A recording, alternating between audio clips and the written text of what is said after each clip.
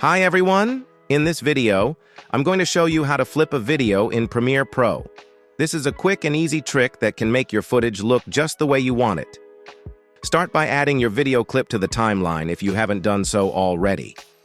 Now, look over to the Effects panel. In the Effects panel, you'll see a search box. Click on this search box and type Flip. You should see the horizontal and vertical flip effect appear in the search results. Choose whichever suits your needs. Next, drag and drop your chosen effect directly onto your video clip on the timeline.